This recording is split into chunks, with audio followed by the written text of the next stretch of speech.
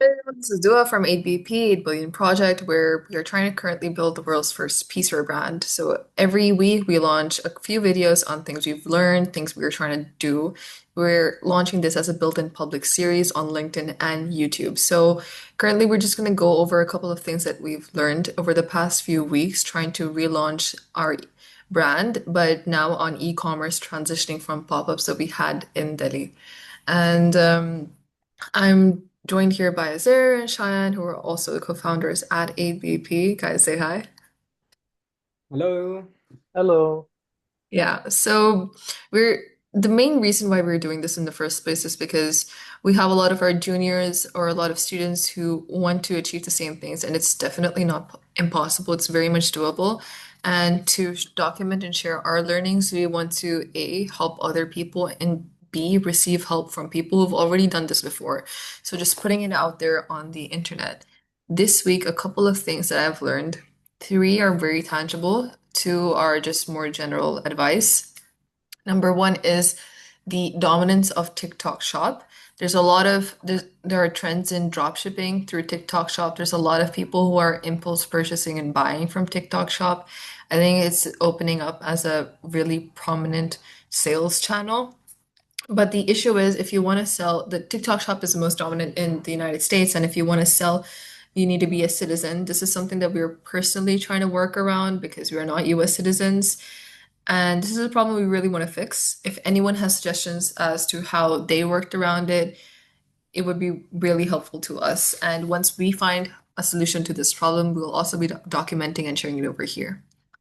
The second thing is a lot of people use a non-generic AI tool for very specific needs. Using ChatGPT for everything will not help you get very far. So find AI models or AI platforms that are very specific for what you want to achieve. May that be fashion design, may that be creating the best website landing page. Don't ChatGPT everything. We are currently exploring Midjourney for images. Of course, this is something that's pretty mainstream, but this isn't something we really thought about up until last week, where we actually put our foot down and decided to purchase that Midjourney subscription. It's helped us with ideation so much more. And we're also trying to automate everything using N8N, Crew, Make, Zapier, something what I'm experimenting this week since a lot of big brands post 3 to 5 times a week on TikTok. The third thing I would suggest is posting more BTS content. In the world of AI, you can't really tell what's fake or real, especially with these tools I've mentioned before and more. So behind the scenes content becomes more valuable because it showcases the originality and rawness of what you're doing, which is another reason why we're doing this. The fourth thing is not as tangible, but it's that you will see a lot of people who are becoming a lot more successful and wealthy faster than you. And of course, we are currently trying to launch a business, but it's a business also based on a value system. It might not scale as fast, or it might not grow as fast as other people are growing their businesses or their wealth to be. But focus on doing something for long term. It's not about how fast you reach, but for how long you can sustain it for. Focus on looking ahead as much as possible. And the fifth thing is if you're not having fun at least 60% of the time, leave it because someone else out there would want to do the same thing as you for a lot less than what you're going to do it for because they love it a lot more. That's it from my side. Cheyenne, you want to go next? Yeah, so for me, when I was thinking about the learnings, of course we have practical ones, but then more general ones over a longer process, condensed for me to these five. And first one being that a good idea is not enough. Often I thought, oh, if you once have a brilliant idea, that's going to differentiate you, but execution is what makes the difference. And being on that and translating that idea into reality, that really brings you ahead. Secondly, trust is essential for doing business. Business is not, you cannot do business without having trust.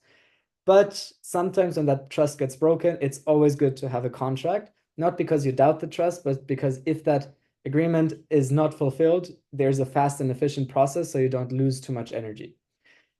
Then entrepreneurship starting from zero requires a lot of social media.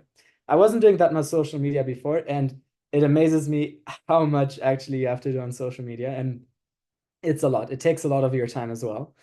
Then you really have to love what you're doing, almost to the point of being crazy. There's going to be many moments where you doubt what you're doing, where there's going to be challenges, internal, external, and you really have to love it. Otherwise, you're going to quit at some point.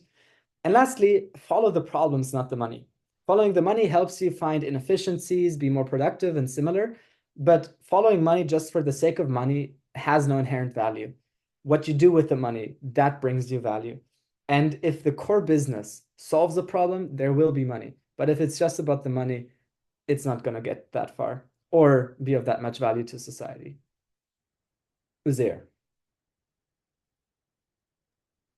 Um, I think all of you guys have a lot of really great learnings. Mine are a lot more vague.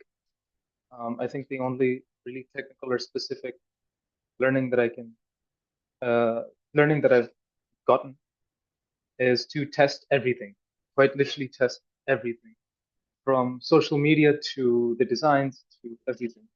So whenever we wanted to put out a social media post, we'd usually have two versions of it, which we would put out as a trial reel. Whichever one performs better, we put it up on our. Whenever we had a new design, we would go to a subreddit which had a similar mindset or similar belief system, or just an audience which was interested in answering the question that we had, which is okay, what do we think about our designs? How much do they think it costs? And this is an advice that we got from one of our professors, Professor Garima. She said that the best way to figure out how to price your product is to go to market and ask them, hey, how much do you think this costs?